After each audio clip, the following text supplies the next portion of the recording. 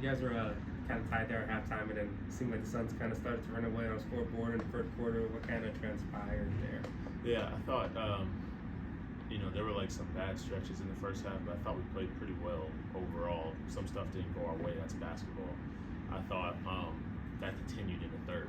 So, I thought we tried to do some stuff with some pretty good intentions. It didn't go our way, and then I thought we rode the wave of the game. So as things started going their way, we lost our competitive edge. We lost our togetherness, and it kind of spiraled there. I thought the last group that was in the game did a great job of playing 48 minutes and getting the car back on the road, which is always the goal.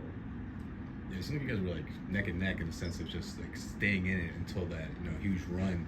But when a team is shooting like that, I mean, what do you tell your guys when it's just how do you stop those shots from falling? Yeah, I mean, shot making is the ultimate tell-all in a basketball game. So you can't really control that. They shot the ball well for 2 games in a row. They have great shooting. They're going to do that. I think for our team, it's about making sure those shots are on our terms. And I thought, at least in the first half, a lot of them were. They were contested. They were in the spots we wanted them from.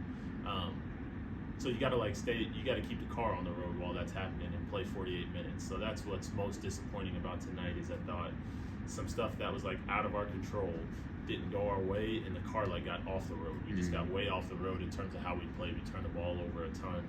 We didn't get the shots that we wanted anymore. And so it's a great challenge for us to play 48 minutes, get the car back on the road, trust the process of how we want to play. And so I'm looking forward to seeing how we respond to that. You mentioned that last group. Malachi Leon was part of that. I've seen, in the G Leagues, obviously it's not always easy to divvy up minutes, but the dip in his minutes of late, what can he do to sort of get back into that 20-minute range that he was earlier in the season? Yeah, I mean, that's another thing, that's out of the player's control. I thought he's done a good job when he's had an opportunity of getting in there and playing. We have a lot of guys right now, so different lineups, trying different guys, playing with different guys. There's certainly some stuff I could clean up as well. I think from a player's perspective, it's about keeping yourself ready and impacting that group that you're in the game with what we do, And to Mal's credit, I thought he's done that, and that's all that he can control, So he's doing a great job. We just got to keep plugging away. What have been your early impressions of Brandon Carlson? Yeah, I mean, talented, stretch big. He did a great job on the glass. He's very active. I thought he made a big jump from last game to this game with just his energy and his effort. He made a lot of plays at the rim. He affected a lot of shots at the rim, and then his ability to shoot obviously changes how you can play on offense. If they're going to put their 5 on him, it should open up the paint for other people. So he's continued to get better at putting himself in situations to open up the game, not only for himself but others with his screening. So he's doing a nice job developmentally. He's another one where we just got to keep plugging away, attacking each game. You mentioned his rebounding. Is that, I guess, one of his major focuses and where you guys are kind of hoping he improves in? Yeah, I mean, it's that. There's a lot of things for all these guys. I mean, rebounding is certainly part of it for him. Any 5, really, it's coverages. So getting the coverages called on defense, executing the coverage when you're in a drop. Offensively, it's a lot of screening stuff. So getting below the defender you're screening, setting good screens. He had a couple of illegal ones tonight.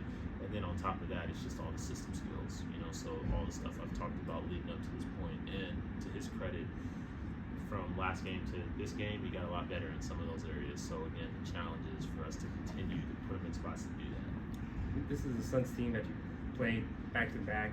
What are, I guess, some of the benefits of kind of that scheduling work? Yeah, I mean, it happens a lot in the G League. I think there's a lot to it. It's 2 teams that know each other well. So we'll do it again with RGB next week. We'll know them, they'll know us. We play them twice before we play anybody else. We'll know them well going into it. So it's a test for the coaching staff and myself to make adjustments, and see how we can get some of that stuff into the game. It's a challenge for the players to get back to 0. We talk about it all the time. So, we lost the last game by a close margin. Can we get back to 0 with our mindset and mentality coming into this one? It's going to be the same thing in RGB. So I like them. It's a lot of different challenges that playing different teams don't present. So I look forward to all of them. Anything else? Thanks, Coach. Thank you, guys. Appreciate it.